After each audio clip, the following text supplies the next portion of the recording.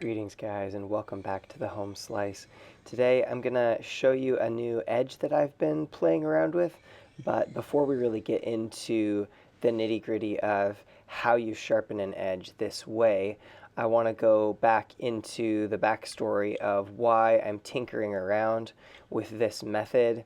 And so it all started when I read an article on the science of sharp called Carbides in Maximate, and I saw some images like this one.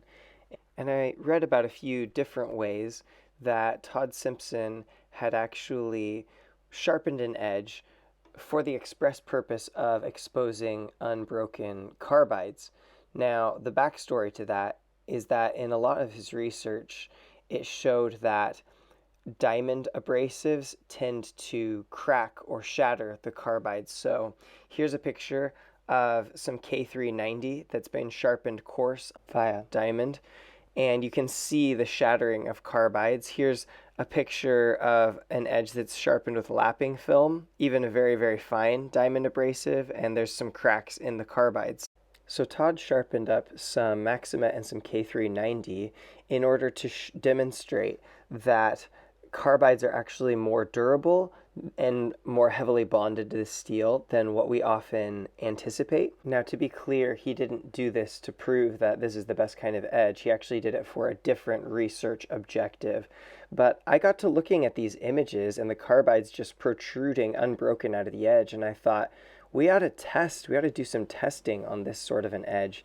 And so I've been tinkering around. This is my Norton India sharpening stone. I actually don't like the oil in it, and so what I've done is I've kind of boiled it in detergent and tried to take that oil out, and I'll often use water as a lubricant instead. So that's kind of my practices.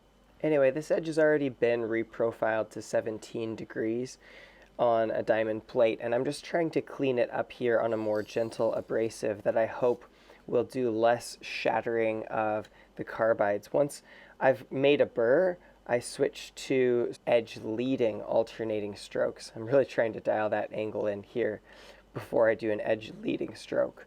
So really, really gentle and feather light edge leading strokes. This is a somewhat coarse stone. It's like a 400 grit stone, but it's really the only natural stone I have that I think the binder is hard enough to sort of pull off these edge leading strokes. So I'm sort of just trying to work with what I have.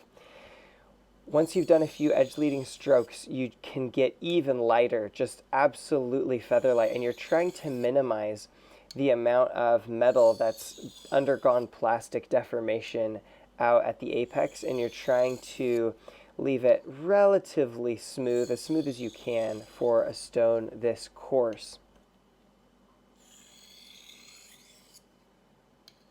Todd Simpson seemed to get admirable results from doing some honing on a Shapton Pro 320, and in the K390 article, that seemed to wear away the carbides without actually destroying them or cracking them. I'll put a picture up here to show a carbide in his K390 that actually got partially abraded without being broken.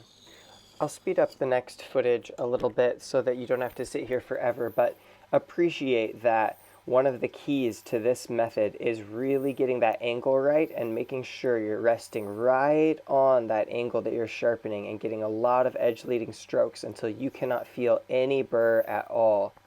Once you have kind of sharpened the knife to as fine an edge as you can using these edge leading strokes, these slow edge leading strokes, I would say once you're done with that, you need to find an abrasive that you can use to micro bevel the edge with. Now, silicon carbide is the abrasive of choice that Todd Simpson is generally using. The three things that I've seen him use in the article were a Shapton glass 8K and an Arkansas stone, a translucent Arkansas stone to be specific, and also a Japanese natural stone on which he put a slurry for the purpose of wearing away the steel matrix but leaving the carbides intact. Now, I don't have any silicon carbide stones at present, but I have tried a bunch of different stones, and I'm getting really interesting results with this natural agate stone. It's like 10 bucks on Amazon. I should say that the Norton India is like $12 on Amazon.com. Now, I'm doing circular strokes freehand, and I just grabbed the Norton India to sort of estimate what angle I was at. You want to raise your angle just the slightest amount. I mean, just 1 or 2 degrees if you can manage it, but you kind of have to guesstimate. The reason for the circular strokes is that in Todd's articles, he showed carbides that have been buffed, and they leave these little trails of metal matrix in front of them and behind them.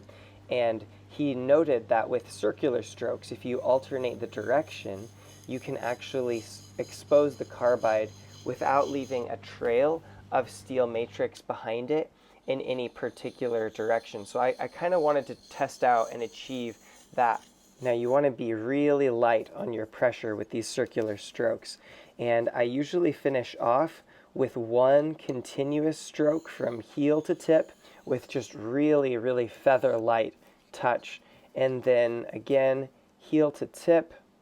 And finally, you do a really light tip of the blade to the heel of the blade stroke. And you're just trying to do a final ensuring that any tiny little micro burrs or foil burrs are sort of chipped away from the apex. You want to hold that angle steady that you had when you're doing your circular strokes.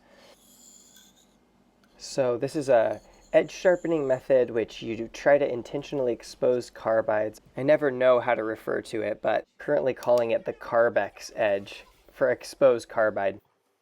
One of the blades that I have sharpened with this method came in at 59 BESS, and I was really blown away by that.